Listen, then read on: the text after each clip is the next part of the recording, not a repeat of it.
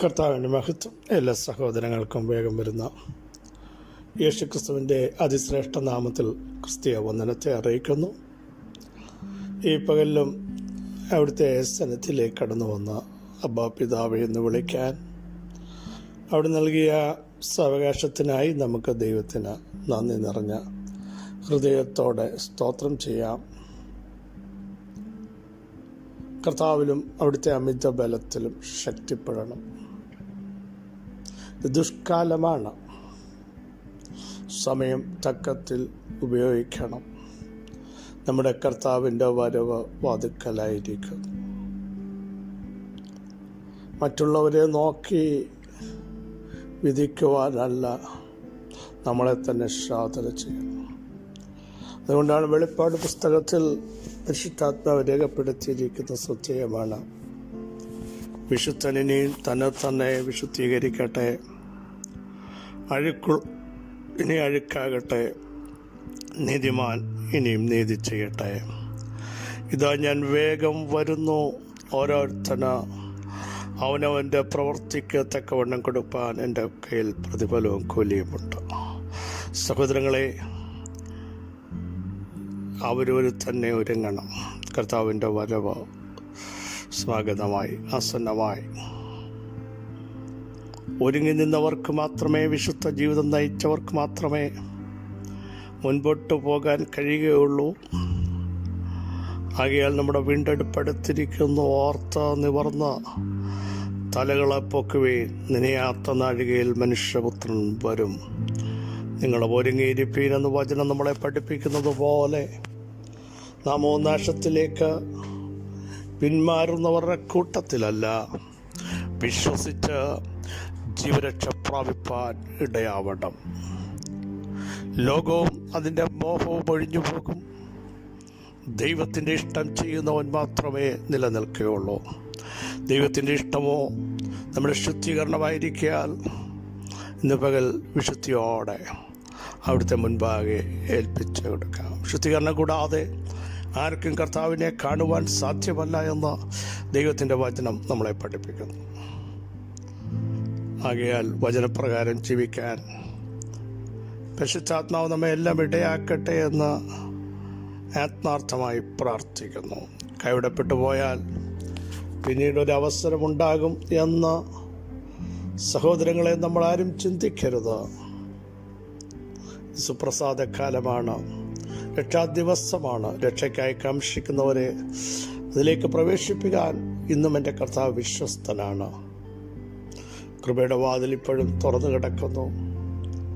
അത് പൂട്ടുവാനുള്ള സമയമായിരിക്കുന്നു. ആകയാൽ നമുക്ക് നമ്മളെ തന്നെ ഒന്ന് ക്രമീകരിക്കാം, ഒരുങ്ങാം.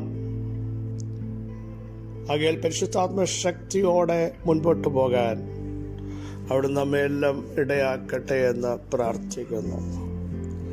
ഞാൻ യഹോവയിലേക്ക് നോക്കുമെന്ന് ഭക്തൻ പ്രാർത്ഥിച്ചതുപോലെ എല്ലാ സമയത്തും കണ്ണുകൾ ഉയർത്തി ദൈവത്തിലേക്ക് നോക്കുവാൻ, ദൈവത്തോട് സംസാരിക്കാൻ, ദൈവമേ അങ്ങൻ്റെ കരത്തിൽ പിടിക്കണമേ, അങ്ങയുടെ ഇഷ്ടം ചെയ്യാൻ എന്നെ പ്രാപ്തരാക്കണമേ എന്ന് പ്രാർത്ഥിച്ച് തുടങ്ങാൻ തയ്യാറാകൂ.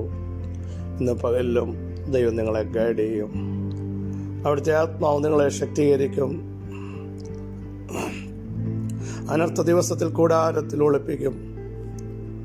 തിരുനിവാസത്തിൻ്റെ മറവിൽ നിങ്ങളെ മറയ്ക്കും.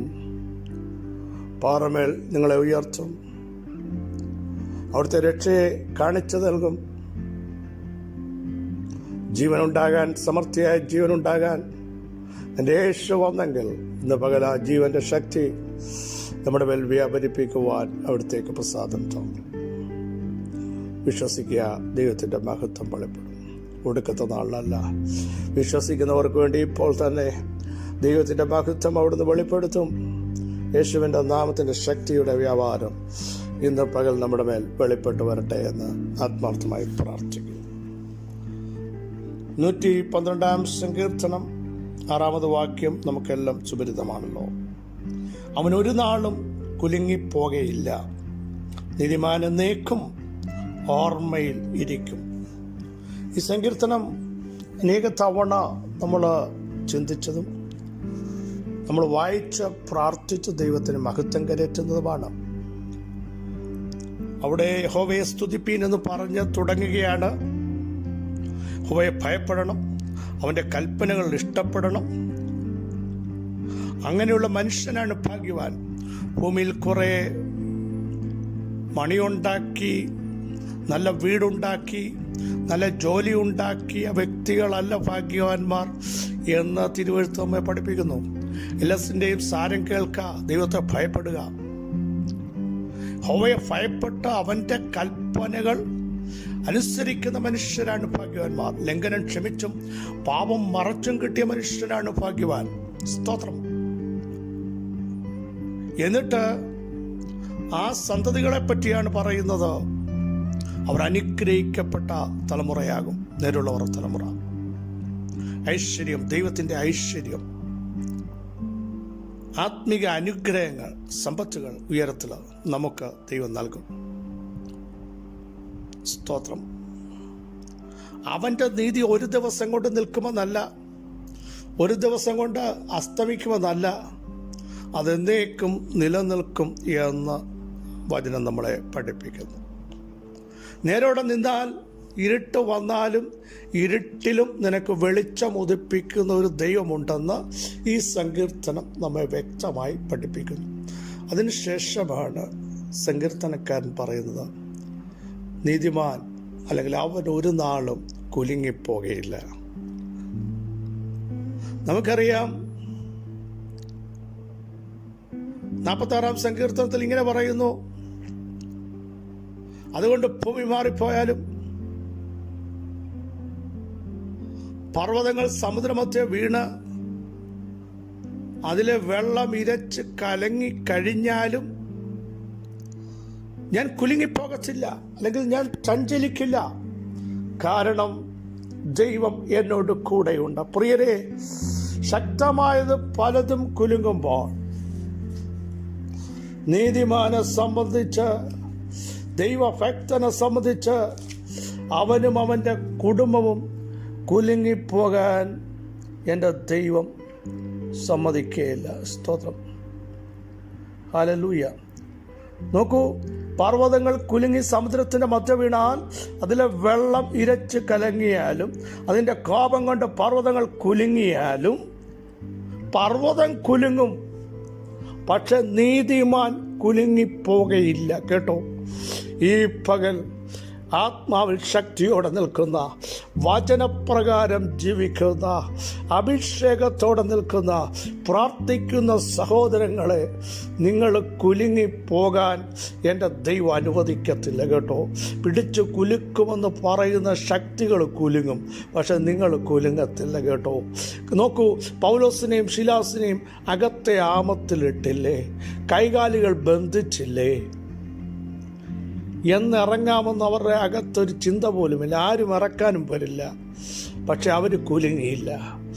അവർ പ്രാർത്ഥിക്കുന്നവരായിരുന്നു, അവർ ദൈവത്തെ ആരാധിക്കുന്നവരായിരുന്നു. ആത്മാവിൽ ശക്തിയോടെ ദൈവത്തെ അവിടെ ആരാധിക്കാൻ തുടങ്ങി. പൗലോസ് കുലുങ്ങിയില്ല, ശീലാസ് കുലുങ്ങിയില്ല, പക്ഷേ അവരെ പിടിച്ചടക്കിയ കാരാഗ്രഹം കുലുങ്ങാൻ തുടങ്ങി. ഇന്ന് പകൽ നിന്നെ കുലുക്കാൻ വരുന്നത് കുലുങ്ങും, നീ കുലുങ്ങാതെ നിൽക്കും. Praise the Lord. നീ പതറാതെ നിൽക്കും, നീ ധൈര്യത്തോടെ നിൽക്കും. യേശുവിൻ്റെ നാമത്തിൽ നിന്റെ കുടുംബത്തെ പിടിച്ചു കുലുക്കാൻ, നിന്റെ തലമുറകളെ പിടിച്ചു കുലുക്കാൻ, നിന്റെ സമാധാനത്തെ തകർത്ത് കളയാൻ ഒക്കെ പിശാച് അണിയറയിൽ പദ്ധതി ഒരുക്കുമ്പോൾ പരിശുദ്ധാത്മാവ് ഹല്ലേലൂയ ഹല്ലേലൂയ ശക്തമായി ഇടപെടുന്നു. നീതിമാൻ കുലുങ്ങിപ്പോകാൻ അവൻ സമ്മതിക്കത്തില്ല, സമ്മതിക്കത്തില്ല, സമ്മതിക്കത്തില്ല. നോക്കൂ, അവൻ ഒരു നാളും പ്രതികൂലം വരട്ടെ, ചെങ്കടൽ വരട്ടെ, ഹാമാൻ വരട്ടെ, ഈസബൽ വരട്ടെ, ഈശാനമൂലൻ വരട്ടെ, മെലിത്തയിലെ അണലി വരട്ടെ, നീതിദേവി വരട്ടെ, അർത്തമീസിന്റെ ശക്തി വരട്ടെ, അതിനെ പിടിച്ചു കുലുക്കുന്ന ഒരഭിഷേകം ഞങ്ങളുടെ അകത്തുണ്ട്. യേശുവിൻ്റെ നാമത്തിൽ ഇന്ന് പകൽ ഏതൊക്കെ വെല്ലുവിളി വന്നാലും ഒരു നാളും വെല്ലുവിളികൾ എന്തും വരട്ടെ, ഞാൻ കുലുങ്ങിപ്പോവയില്ല. ധൈര്യത്തോടെ പറ, ഞങ്ങൾ കുലുങ്ങില്ല, ഞങ്ങൾ പതറില്ല, ഞങ്ങൾ സംശയിക്കില്ല, എടുത്ത സ്റ്റെപ്പ് പുറകോട്ട് വെക്കില്ല. യേശു ക്രിസ്തുവിന്റെ അധികാരമുള്ള നാമത്തിന്റെ ശക്തി ഇന്ന് പകൽ തന്റെ ജനത്തിന്റെ മേൽ വെളിപ്പെടുകയാ. പതറിക്കുവാൻ, കുലുക്കുവാൻ, ധൈര്യത്തെ ചോർത്തുവാൻ അണിയറയിൽ പദ്ധതി ഒരുക്കുമ്പോൾ അഭിഷേകമുള്ളവർ ധൈര്യത്തോടെ പറ, ഞങ്ങൾ ഒരു നാളും കുലുങ്ങിപ്പോകയില്ല. കാരണം ദൈവം ഞങ്ങളുടെ കൂടെ, ദൈവം ഞങ്ങളുടെ കൂടെ. ഞങ്ങളുടെ തലമുറകൾ കുലുങ്ങിപ്പോകില്ല, ഞങ്ങളുടെ കുടുംബജീവിതം തകരില്ല. ഞങ്ങൾ ആത്മാവിൽ ശക്തരാകും. വിശ്വസിക്കുന്നവർ ഈ പ്രഖ്യാപനം ഇന്ന് പകൽ ഹല്ലേലൂയ ഏറ്റുചൊല്ലാൻ തയ്യാറാവട്ടെ. യേശുവിൻ്റെ നാമത്തിൽ ആത്മാവിൽ പ്രഖ്യാപിക്കാൻ തയ്യാറാകട്ടെ. യേശുവിൻ്റെ നാമത്തിൽ മഹത്വത്തിൻ്റെ പ്രത്യാശയായ ഞങ്ങളുടെ വാഴ്ത്തപ്പെട്ട കർത്താവേ, ഞങ്ങളെ കേൾപ്പിച്ച ആലോചനയ്ക്കായി സ്തോത്രം. നീതിമാൻ ഒരു നാളും കുലുങ്ങിപ്പോകയില്ല. നീതിമാന്റെ വാസസ്ഥലത്തെ അനുഗ്രഹിക്കുന്ന ദൈവം, നീതിമാൻ തുണയില്ലാതിരിക്കുന്നത് ഞാൻ ഒരു നാളും കണ്ടിട്ടില്ലെന്ന് പറയുന്ന വചനത്തിൻ്റെ ശക്തി. ഹല്ലേലൂയ. നീതിമാന്മാരെ എല്ലാ കാലത്തും യഹോവയിൽ വാഴ്ത്തുവേ. ഇന്ന് പകലും കർത്താവേ, ഞങ്ങൾ കുലുങ്ങിപ്പോവില്ല. ഞങ്ങൾ ധൈര്യത്തോടെ ഇരുന്ന് ആത്മാവിൽ ശക്തിയോടെന്ന് ദൈവത്തിൻ്റെ പ്രവർത്തികളെ വർണ്ണിപ്പാൻ അവിടെ ഞങ്ങളെ ഇടയാക്കുന്നതിനായി സ്തോത്രം. യേശുവിൻ്റെ നാമത്തിൽ ധൈര്യത്തെ ചോർത്താൻ, ബലത്തെ നഷ്ടപ്പെടുത്തുവാൻ, പുറകോട്ട് ഞങ്ങളെ പിടിച്ചൊതുക്കുന്ന സകല ശക്തികളെയും ഇന്ന് പകൽ ആത്മാവിൽ ഞങ്ങൾ ബ്രേക്ക് ചെയ്തിട്ട് ഞങ്ങൾ ധൈര്യത്തോടെ പറയുന്നു, ഞങ്ങൾ കുലുങ്ങിപ്പോകുകയില്ല. ഞങ്ങൾ ശക്തരായി പുറത്തു വരാൻ പോകുന്നു. യേശുവിൻ്റെ നാമത്തിൽ അവിടുത്തെ ജനത്തെ ഞങ്ങൾ ബ്ലസ് ചെയ്ത് പ്രാർത്ഥിക്കുന്നു. സകല മഹത്വം അങ്ങേക്ക് യേശുവിൻ നാമത്തിൽ തന്നെ. ആമേൻ, ആമേൻ. നീതിമാൻ കുലുങ്ങിപ്പോകാൻ എൻ്റെ ദൈവം സമ്മതിക്കുകയില്ല. കർത്താവ് നമ്മളോട് കൂടെയുണ്ട്. ധൈര്യത്തോടെ മുമ്പോട്ട് പോകുക. ഉറച്ചു നിൽപ്പീൻ, ധൈര്യപ്പെടുവീൻ. ഈ വചനങ്ങളാൽ അവിടെ സഹായിക്കട്ടെ. ക്രിസ്തുവിൽ നിങ്ങളുടെ സഹോദരൻ പാസ്റ്റർ